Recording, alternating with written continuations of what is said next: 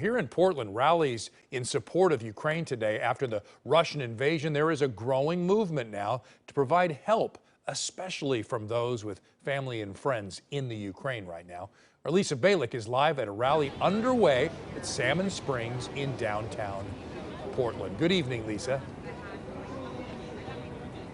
Yes, hi, Wayne. There are hundreds of people here. In fact, when we parked just a little while ago, we couldn't believe how many people have gathered here.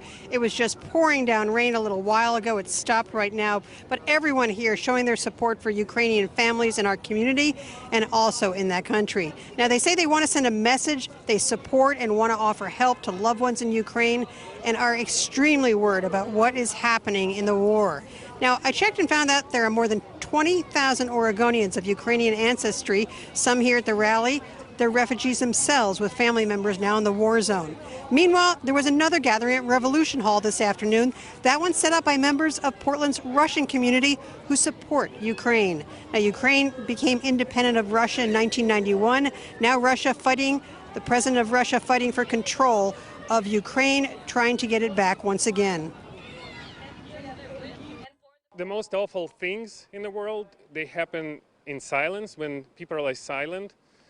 And I don't want to be silent. I want to speak up and say that Russian people are against this war.